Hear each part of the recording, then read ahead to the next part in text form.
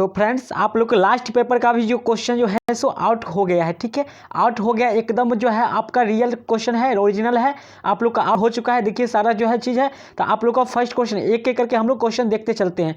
तो यहाँ पे फर्स्ट क्वेश्चन आप लोग देख रहे हैं कि किस ग्रंथ में श्री कृष्ण के विचार हैं। तो गीता में जो है श्री कृष्ण के विचार है। राइट ऑप्शन जो है ये जो है यहाँ पर बिल्कुल सही है।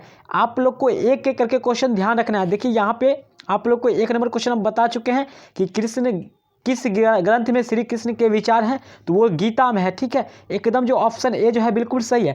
आप लोग को 60 से 70 80 तक आप लोग को बताऊंगा। ऑब्जेक्टिव आप लोग को 50 ही बनाना है। ईसा स्तुति पाठ में किसकी स्तुति की गई है। तो किसकी की गई है, परमात्मा की गई है। ऑप्शन जो है 2 नंबर सो एकदम सही है। ध्यान रखिएगा 2 नंबर का ऑप्शन परमात्मा हो जाएगा। 3 नंबर क्वेश्चन की बात करते हैं। डैश पुरुषताद्या पृष्ठस्थ इस गद्यांश के रिक्त स्थानों में कौन सा पद है। तो 3 नंबर का जो राइट आंसर हो जाएगा, आप लोग को नीचे देखते हैं 3 नंबर का जो हो जाएगा नमः हो जाएगा। राइट आंसर जी यहाँ पर सी जो है बिल्कुल सही है 3 नंबर का। चलिए आप लोग लिख रहे हैं तो लिख लीजिए, या याद कर रहे हैं तो याद कर लीजिए। सारा क्वेश्चन आपको एग्जाम में ही सुबह में देखने को मिलेगा, ठीक है। आप लोग को हिंदी का भी दे चुके हैं, तो आप लोग लिंक डिस्क्रिप्शन में वहाँ से देख सकते हैं। अगर आप सब्जेक्टिव सहित PDF चाहते हैं तो टेलीग्राम लिंक ज्वाइन करिए, वहाँ पर आपको दे दूंगा, ठीक है। और इससे पहले आपको सब्जेक्टिव का भी बता चुके हैं, जिसमें से उसी में से रहेगा, अलग से नहीं रहेगा, ठीक है। तो वो वीडियो भी आप लोग देख लीजिए चैनल को सब्सक्राइब करके, और लाइक करना ना भूलिएगा। 4 नंबर है अस्तो मा सद्गमय, यह वाक्य किस उपनिषद से है। तो ये जो है 4 नंबर का जो आंसर हो जाएगा बृहदारण्यक उपनिषद, यानी डी ऑप्शन है, यही से होगा बृहदारण्यक उपनिषद से। चलिए आगे बढ़ते हैं। 5 नंबर क्वेश्चन, ऋग्वेद में कितने सूक्त हैं, यानी कितने सूक्तियां हैं। आप लोग को बताए थे कि 10,000 सॉरी यहाँ पे 5 नंबर का जो हो जाएगा आपका भी 1028 है, ठीक है। मंत्र है, सूक्ति है इतना, और ऋचाएँ हैं इतना, ठीक है। ध्यान रखिएगा 5 का जो बी ऑप्शन हो जाएगा, कितनी सूक्ताएँ हैं, सूक्तियाँ हैं या सूक्त हैं। तो 1028 है, बी ऑप्शन जो है बिल्कुल सही है। चलिए 6 नंबर क्वेश्चन बात कर लेते हैं। 6 नंबर क्वेश्चन है, शुक्ल यजुर्वेद किस वेद का भाग है। तो किस वेद का भाग है, ये जो है यजुर्वेद के भाग है। राइट आंसर सी जो है बिल्कुल सही है। आप लोग सभी लोग एकदम लिख लीजिए क्वेश्चन को, या फिर याद कर लीजिए। 7 नंबर क्वेश्चन आगे बढ़ते हैं। सभी प्राणियों का कल्याण करने वाले पुरुष हैं। तो सज्जन पुरुष जो है सभी पुरुष होकर प्राणियों का कल्याण करते हैं। क्वेश्चन थोड़ा आगे पीछे हो गया है, मतलब PDF बनाने में, तो दिक्कत नहीं है। सारा क्वेश्चन आपको 1 से लेकर 80 तक जाऊंगा, ठीक है। अंतहित रोग क्या है। तो अंतहित रोग जो है 8 नंबर का जो आंसर हो जाएगा यहाँ पर लोभ जो है अंतहीन है, ठीक है, बहुत ही हीन है।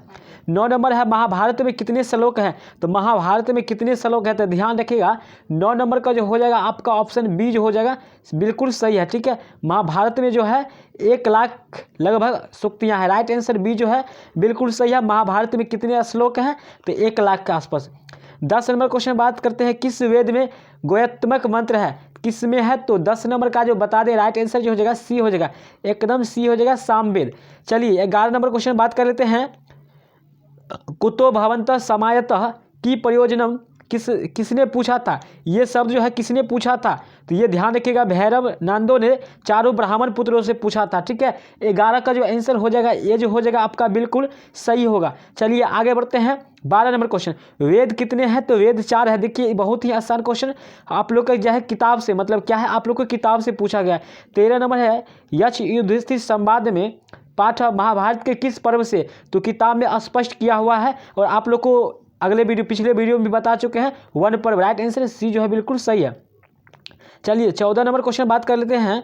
किसके बीच धनहीन जीवन अच्छी नहीं है।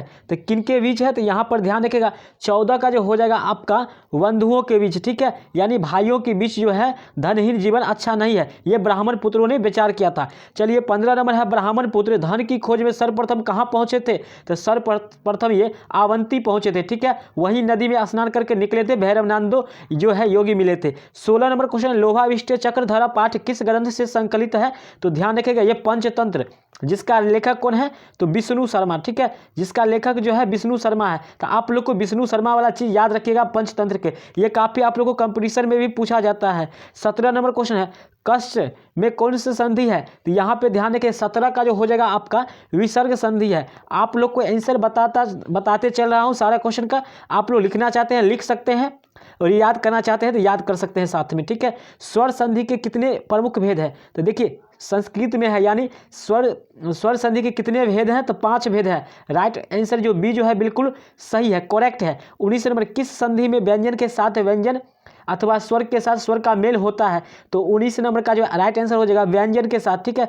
क्या करा? व्यंजन के साथ व्यंजन अथवा स्वर के साथ स्वर का, तो व्यंजन हो जाएगा। आगे बढ़ते हैं, 20 नंबर क्वेश्चन है, विद्यार्थी का संधि विच्छेद है विदा जोड़ अर्थी। राइट आंसर ए जो है बिल्कुल आपका सही है। चलिए 21 नंबर क्वेश्चन बढ़ते हैं, अंत्यत प्लस 9 का संधि विच्छेद क्या हो जाएगा? तो यहाँ पे बता दें 21 नंबर का जो आपका हो जाएगा सो अंत्यत जोड़ 9 अत्यंत, यहाँ पर ए जो ऑप्शन है सो सही हो जाएगा, बिल्कुल सही हो जाएगा। चलिए 22 नंबर क्वेश्चन बात करते हैं। 22 नंबर क्वेश्चन है, अ प्लस उ से कौन सा शब्द बनेगा? तो ये बिल्कुल गलत है, अ प्लस उ औ बनेगा। राइट आंसर बी जो है बिल्कुल सही है। चलिए आप लोग याद करते जाइए। 23 नंबर, तदांतर तरफ में किस संधि का उदाहरण है? तो किस संधि का उदाहरण है? तो यहाँ पे बता दें कि इसमें है तदांत तरफ, यहाँ पे ऑप्शन थोड़ा कट गया है, आगे आप लोग को बता दूंगा। तो यहाँ पर जो हो जाएगा, छोड़िए 24 नंबर, आप लोग को बहुत क्वेश्चन बताने वाले हैं जिसमें से 50 ही बनाना है, सिंपल। स्वेच्छा का सही विच्छेद क्या हो जाएगा? तो स्वेच्छा का जो सही संधि विच्छेद हो जाएगा आपका 24 का सो हो जाएगा यहाँ पर डी हो जाएगा, स्वर जोड़ इच्छा। राइट आंसर डी हो जाएगा, ठीक है। चलिए आगे बढ़ लेते हैं 25 नंबर क्वेश्चन।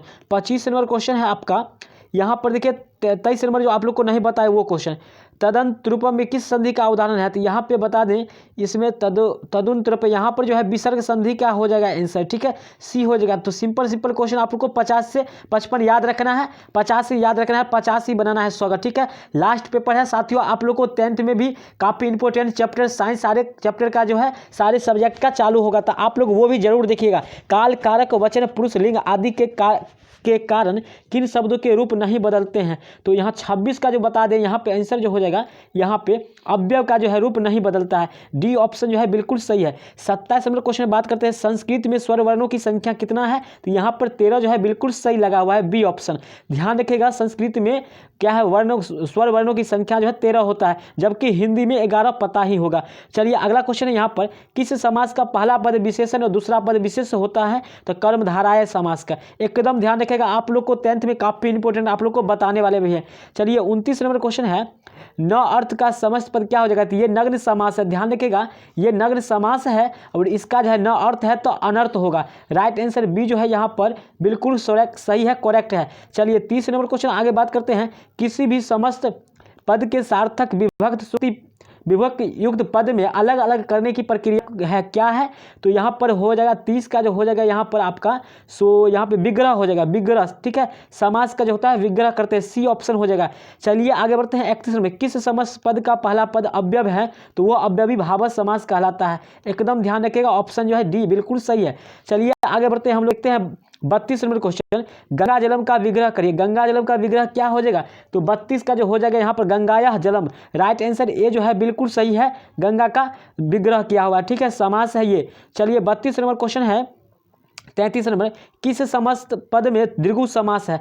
तो बता दें साथियों, दीर्घु समास जो होता है संख्यावाची वाला होता है, आप लोग को बता भी चुके होंगे पिछले वीडियो में या फिर नहीं भी बताए होंगे। आप लोग को सब्जेक्टिव भी मिलने वाला है, ध्यान रखिए सब्जेक्टिव भी। तो ये संख्यावाचक जितने भी होते हैं सब दीर्घु समास होते हैं। तो यहाँ पर देख रहे हैं आप लोग को आंसर क्या हो जाएगा इसमें जो हो जाएगा आपका, तो यहाँ पे सप्ताह देखिए, सप्ताह मतलब 7 जो आता है, डी ऑप्शन हो जाएगा। यहाँ सप्ताह में 7 यानी 7 कोई संख्यावाचक आता है, इसलिए डी ऑप्शन हो जाएगा बिल्कुल सही। 34 नंबर क्वेश्चन है, राम शब्द के तृतीय बहुवचन क्या होता है? तो राम शब्द का तृतीय बहुवचन जो होता है, तृतीय बहुवचन, राम का तृतीय बहुवचन, तो 34 नंबर का जो आंसर हो जाएगा आपका सो रामान हो जाएगा, ठीक है। द्वितीय बहुवचन, सॉरी यहाँ पे द्वितीय तो बालकान होता है, तो इसी प्रकार बालकान होता है तो रामान। राइट आंसर ए जो है बिल्कुल सही है। चलिए 35 नंबर आगे बढ़ लेते हैं। आज आप लोग को लास्ट पेपर है और आप लोग को सब्जेक्टिव भी देंगे, ठीक है। अयम किस शब्द का रूप है? तो अयम जो है इदम शब्द का रूप है, सी ऑप्शन जो है बिल्कुल सही है। और ये ओरिजिनल पेपर दे रहे हैं, आप लोग को सारा क्वेश्चन देख कर जाना है, ठीक है। यहाँ पर देखिए 35 के बाद देखिए क्वेश्चन 40 आ गया है, तो यहाँ पर थोड़ा उलट हो गया है, तो इसलिए टेंशन नहीं लीजिएगा। तो किस शब्द में चतुर्थी विभक्ति है? तो 40 का जो यहाँ पे बता दें आपका सो हो जाएगा यहाँ पर सी हो जाएगा, लता। ये राइट आंसर सी जो है बिल्कुल सही है। चलिए 41 नंबर क्वेश्चन है, यहाँ पे 41, मुनीसु में कौन सा विभक्ति है? तो ध्यान रखिएगा इसमें सप्तमी विभक्ति, आंसर डी जो है बिल्कुल आपका परफेक्ट सही है। चलिए आगे बढ़ते हैं 42, कर्णीय तृतीया सूत्र से किस वाक्य में तृतीय बहु विभक्ति है, ठीक है। तो कर्णीय से जो हो जाएगा, कर्णीय तृतीया से, सो यहाँ पे हो जाएगा, सो यहाँ पर आपका हो जाएगा यहाँ पे ए ऑप्शन जो है बिल्कुल सही हो जाएगा। कर्णीय तृतीया से सूत्र का साधारण व्याख्या करिए, तो यहाँ पर ए है, ठीक है। क्वेश्चन पूछा जाता है कभी कभी, कर्णीय तृतीया सूत्र का साधारण व्याख्या करिए, यानी तृतीय विभक्ति किस में है, तो यहाँ पे राम कलमें लिखते, तो यहाँ पर 42 को जगह आंसर जो है बिल्कुल सही है, ठीक है। आगे बढ़ते हैं 43 नंबर क्वेश्चन। 43 नंबर क्वेश्चन है क्रिया विशेषण में कौन विभक्ति है, तो क्रिया विशेषण में बता दें साथियों 43 नंबर का जो आंसर आपका हो जाएगा बी हो जाएगा द्वितीय, ठीक है, द्वितीय हो जाएगा, ध्यान रखिएगा द्वितीय। 44 नंबर क्वेश्चन आगे बढ़ते हैं, तो यहाँ पे 44 नहीं है क्वेश्चन, 45 है। संबोधन में कौन सा विभक्ति है, तो संबोधन में कौन सा विभक्ति है, ध्यान लगाइए, मतलब दिमाग लगाइए, यहाँ पर हो जाएगा आपका संबोधन, तो 45 का आंसर हो जाएगा प्रथम विभक्ति है, ठीक है। 45 का ऑप्शन ए हो जाएगा जो एकदम सही है। 46 नंबर आगे बढ़ते हैं, 46 नंबर क्वेश्चन स्वव्याघ्रात, यहाँ पे 46 नंबर क्वेश्चन है स्वव्याघ्रात विभूति वाक्य व्याग पद में पंचमी विभक्ति किस सूत्र से है, तो किस सूत्र से है यहाँ पे बता दें आप लोग को, तो यहाँ पर 46 नंबर का जो आंसर हो जाएगा भित्राथार्णव है हेतु, एकदम ध्यान रखिएगा। सारा 10th के लिए आप लोग को ध्यान, ये सूत्र सब ध्यान रखिएगा, ठीक है। सारा सूत्र अगर आप लोग नहीं जानते हैं, नहीं पढ़े हैं, तो आप लोग को सिंपल भाषा में इसी पर बता दूंगा, ठीक है। 47 नंबर किस सूत्र से षष्ठी विभक्ति होती है, तो किस सूत्र से होता है, तो धनार्थी से तो चतुर्थी, कर्णीय तृतीया होती है, तो यहाँ पर बता दें षष्ठी सप्तमी, षष्ठी यहाँ पर दिया हुआ है, देखिए षष्ठी षष्ठी का मतलब होता है षष्ठी विभक्ति, तो यहाँ पर डी जो है बिल्कुल सही है, करेक्ट है। आप लोग को 50 क्वेश्चन के आसपास हम लोग पहुंच चुके हैं। 48 नंबर क्वेश्चन किस भाषा से सभी भारतीय भाषाएं निकलती है, तो संस्कृत से ही, एकदम संस्कृत जो है भाषा की जननी भी है, ये भाषा की जननी भी कहलाती है, तो नॉलेज के लिए सारा बात ध्यान रखना है। चलिए वीडियो को शेयर जरूर कर दीजिएगा दोस्तों, और लाइक कर लीजिएगा। अभी तक अगर चैनल को आप सब्सक्राइब नहीं किए हैं तो जरूर सब्सक्राइब कर लीजिएगा। 10th में आपको काफ़ी इंपॉर्टेंट चैप्टर त्रिकोणमिति भी स्टार्ट होने वाला है, और रिफ्लेक्शन ऑफ लाइट स्टार्टिंग होने वाला है आपका साइंस में, ठीक है। तो इसे आप लोग क्लास छोड़िएगा नहीं, और जरूर देख लीजिएगा। 49 नंबर का जो राइट आंसर का क्या हो जाएगा यहाँ पे, तो 49 का हो जाएगा आर्यभट्ट, संस्कृत में भूगोल और खगोल विषय का महान ग्रंथ है, कौन है, तो आर्यभट्टीय नामक, ठीक है, जो आर्यभट्ट नामक वैज्ञानिक लिखा है। राइट आंसर सी जो बिल्कुल सही है। 50 नंबर क्वेश्चन देखिए हम लोग पहुंच चुके हैं, धातु कितने प्रकार के होते हैं, तो देखिए कितना आसान क्वेश्चन है। तो 50 का जो आंसर हो जाएगा ए हो जाएगा, धातु जो है 5 प्रकार के होते हैं। तो सब आप लोग याद करते चलिए क्वेश्चन को, या फिर लिख लीजिए, सारे क्वेश्चन को लिख लीजिए, नहीं होगा तो। 51 नंबर किस काल में प्राकृतिक उपकरण देव रूप में प्रकलित है, तो किस काल में, तो 51 नंबर का बता दें ऑप्शन जो हो जाएगा आपका, सो किस काल में प्राकृतिक उपकरण देव रूप में कल्पित है, तो ये बता दें वैदिक काल में, ठीक है, वैदिक काल हो जाएगा, ए आंसर हो जाएगा, ठीक है। चलिए आगे बढ़ लेते हैं, अगला क्वेश्चन देख लेते हैं। 52 क्वेश्चन, जल से पृथ्वी की रक्षा कौन करता है, तो जल से पृथ्वी की रक्षा करता है मेघ यानी वर्षा। राइट आंसर बी जो है यहाँ पे बिल्कुल सही हो जाएगा। 52 नंबर एकदम सिंपल क्वेश्चन है, मेघ होगा आंसर, ध्यान रखिएगा।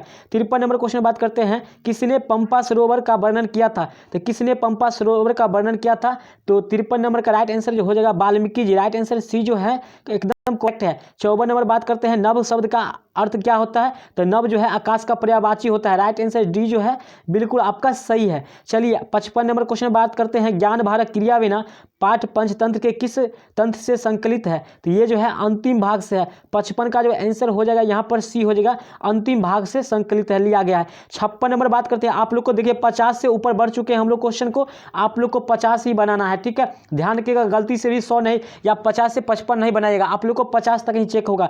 अहो न युज्यते एवं कर्तुम किसने कहा था, देखिए ये किसने कहा था, तो ये जो है सो 56 नंबर है, ये जो कहा था सो यहाँ पे तृतीय पुरुष ने कहा था। राइट आंसर सी जो है बिल्कुल सही है, सी। चलिए 57 नंबर क्वेश्चन बात करते हैं, वित्तस्य का अर्थ क्या होता है, तो वित्तस्य का अर्थ क्या होता है, 57 का है जो बी हो जाएगा धन का। राइट आंसर जो है बी यहाँ पे बिल्कुल सही है। सब्जेक्टिव भी बताने वाले हैं, भागिएगा नहीं वीडियो छोड़कर, ठीक है। सुबुद्धि पैर से उतरकर कहाँ गया था, तो उतर के घर गया था, गृहम हो सकता है संस्कृत में भी पूछ देगा, तो गृहम गया था। चलिए आगे बढ़ लेते हैं, अगला क्वेश्चन देख लेते हैं। 59 नंबर क्वेश्चन, 59 नंबर क्वेश्चन है, 59 नंबर क्वेश्चन, नीति प्रधानी पाठ किस ग्रंथ से संकलित है, तो ये किससे है, तो ये बता दे। 59 नंबर क्वेश्चन, 59 का हो जाएगा यहाँ पर नीति शतक से, ठीक है। राइट आंसर ए जो है बिल्कुल सही है। चलिए 60 नंबर क्वेश्चन हम लोग बात करते हैं, बाधा के डर से कौन कार्य आरंभ नहीं करता है, आप लोग को बताए थे अधम पुरुष या नीच पुरुष या प्रथम पुरुष, ठीक है। ध्यान रखिएगा। बी हो जाएगा ऑप्शन बी, बाधा के डर से कौन कार्य आरंभ नहीं करता है? अधम व्यक्ति। चलिए मध्यम जो है बीच में छोड़ देता है। 61 नंबर, कौन बुद्धि की जड़ता को नाश करता है? यानी बुद्धि को जो है जड़ता को नाश करता है। तो यहाँ पर बता दे बुद्धि जड़ता, तो यहाँ पर सत्य संगति, राइट आंसर ए जो है बिल्कुल सही है। चलिए आगे बढ़ते हैं। 62 नंबर, भोजपुर अंचल का प्रसिद्ध लोक नृत्य कौन सा है? तो नेटुआ, ठीक है, राइट आंसर ए जो है बिल्कुल सही है, नेटुआ। एकदम ध्यान रखिएगा, सारा क्वेश्चन ध्यान रखिएगा, आपको एग्जाम में ही मिलेगा। 50 क्वेश्चन आप लोग को मात्र बनाना है एग्जाम में, एकदम 50 ही बनाना है। सिंपल सी बात बता दें आपको, आउट क्वेश्चन ही है। सब्जेक्टिव भी आपको टेलीग्राम लिंक ज्वाइन कर लीजिए, वहाँ मिल जाएगा।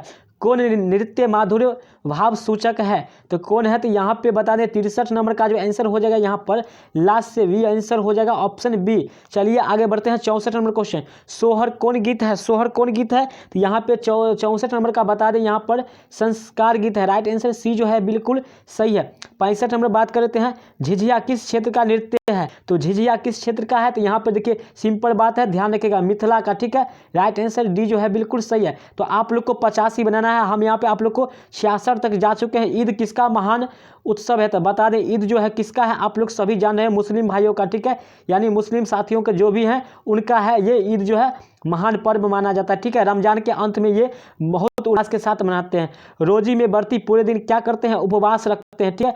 तो आप लोग पता होगा ये रोजा जो होता है मुस्लिम लोग करते हैं, वो पूरे क्या होते हैं? रोजा में व्रती पूरे दिन क्या होते हैं? उपवास करते हैं। तो प्यारे साथियों आप लोग को बता दें कि आप लोग को 50 क्वेश्चन ही बनाना है। हम यहाँ पे 67 तक आप लोग को बता चुका हूँ, ठीक है। तो आप लोग को आशा करता हूँ कि आप लोग का इससे भी डर खत्म हो गया होगा और आगे आने वाले भविष्य में और सारे 10th का भी आप क्वेश्चन अगर लेना चाहते हैं 10th का भी मिल जाएगा। तो चैनल पर पहली बार है तो सब्सक्राइब कर ले, बेल आइकन को हिट कर ले।